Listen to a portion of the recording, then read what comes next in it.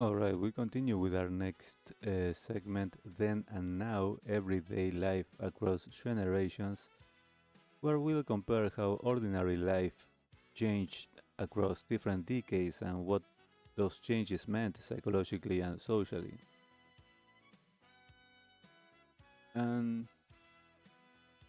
in this occasion, we are exploring a topic that probably affects more people than almost anything else we discuss on this show, and that is dating, or perhaps more accurately, meeting people. Because before relationships begin, before marriages happen, before families form, people have to meet, right? And one of the biggest changes between the 80s, 90s, and today is not necessarily dating itself, but how people meet in the first place. So now, before we begin, let me uh, make something clear. This is not going to be one of those everything was better back then conversations. And it's not going to be one of those everything is easier today conversation either, because both perspectives miss something important. So every era created advantages and every era created disadvantages. So let's compare them. So if you lived during the 80s and 90s, most relationships began through one of a relatively small number of pathways. And we can mention school, university, work, friends, family introductions, churches, community groups, sport clubs, dance clubs, bars, or parties. And that was basically the ecosystem. And what's interesting is that most of these pathways had one thing in common, that people met repeatedly. You didn't see someone just once, you saw them every week at school, at church, at work, at the local bar, at the sport club. And psychology tells us something interesting about this. The more often human beings encounter each other, the more likely attraction becomes. Not always, but often. So this is called the mere exposure effect. In simple terms, is that familiarity increases liking.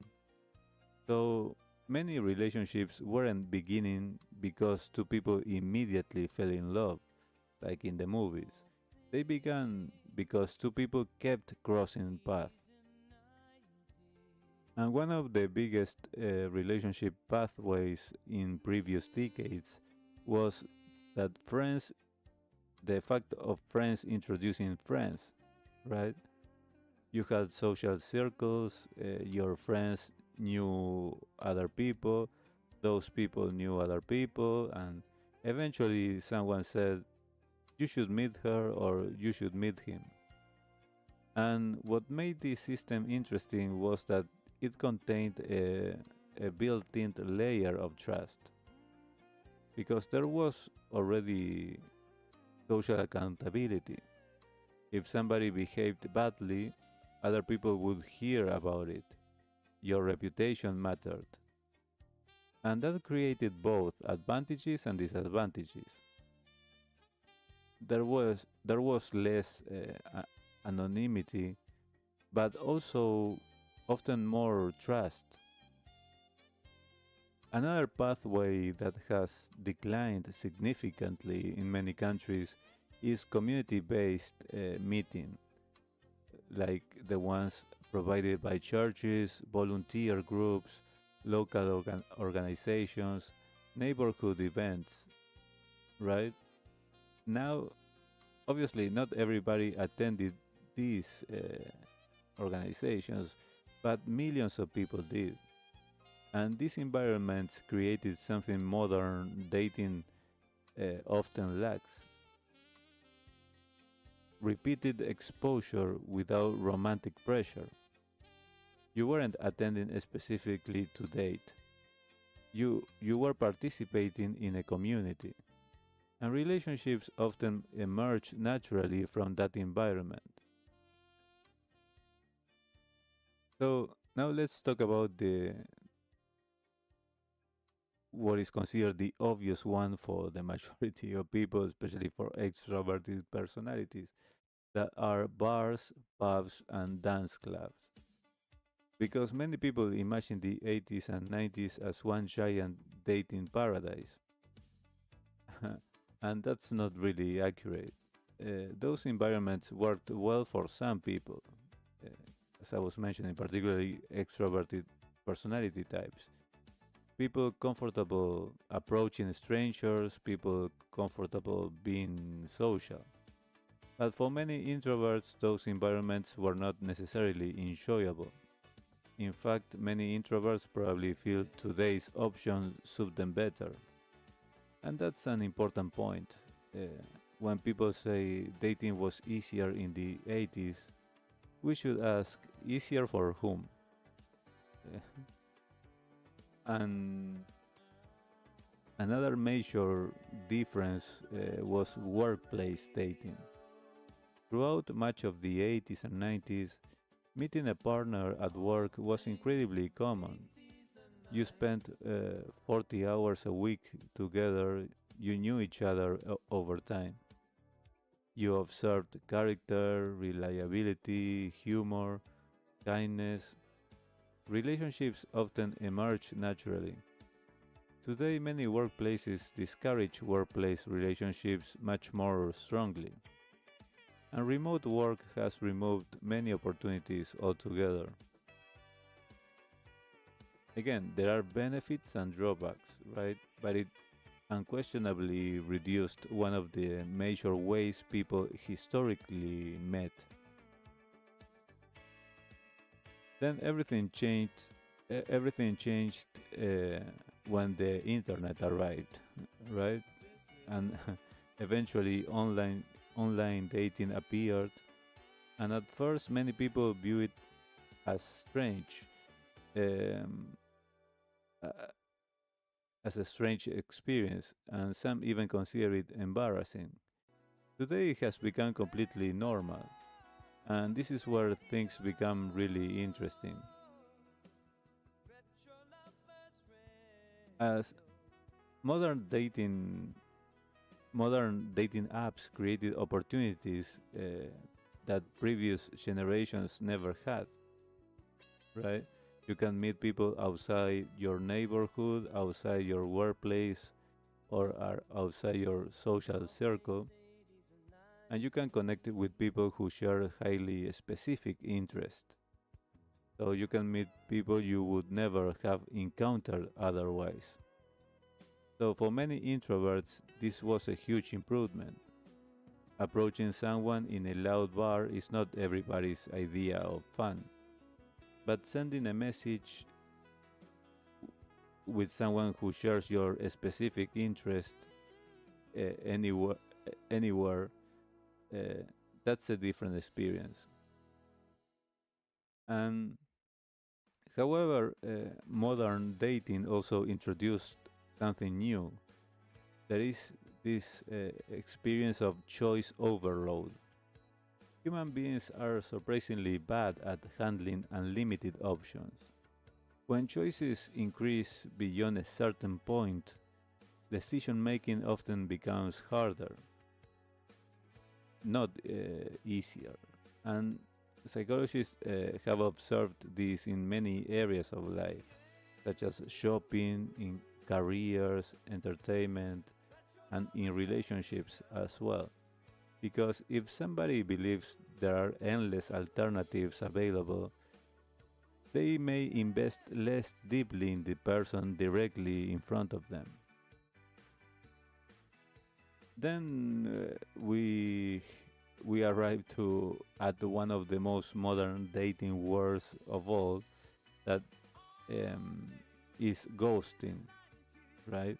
Now, obviously, people disappeared before smartphone existed as well, but human beings have always avoided uncomfortable conversations. But technology and disappearing dramatically, technology made disappearing dramatically easier because in previous decades, ending communication often required an actual conversation, while today somebody can vanish by simply not replying. And while that may seem minor, many people report that ghosting creates a unique form of uncertainty because there's no closure, no explanation, no conclusion, just silence. And one trend we see across much of the developed world is that relationships, marriage, and family formation are occurring later. Now, this is not only a dating issue, it's also connected to housing, economics, education, career uncertainty, and lifestyle changes. But dating culture is part of the story. People often spend longer searching, longer exploring, and longer deciding. And in some cases, that additional freedom is positive. In other cases, it can create paralysis. This is RetroLovers Radio. So, also, whenever we discuss dating, we should acknowledge something important that men and women often experience the same system in a different way. Not better or worse, but differently, right? So some modern changes created advantages for women, some created advantages for men, some created challenges for both, some created advantages for introverts, some disadvantages for extroverts, and vice versa. But perhaps the most interesting thing is that both sexes increasingly report frustration with modern dating. That is something that uh, calls our attention, and which suggests that whatever the solution is, it probably isn't as simple as blaming one side. So, was dating actually easier in the 80s and 90s, or my answer would be not necessarily, but meeting people often was, yes, because society naturally created more environments where human beings repeatedly encounter one another. School, work, churches, community groups, neighborhoods, clubs, and different social circles.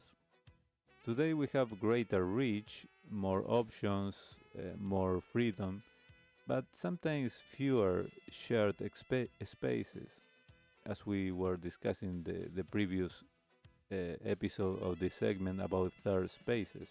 If you haven't watched it yet, you can check it out. And perhaps that's the real question. Not whether the past was better, but whether modern society has accidentally removed too many of the environments where relationships naturally begin. Because at the end of the day, most relationships don't start with technology, they start with people. People spending time together, getting to know each other, right? And slowly discovering that they enjoy each other's company.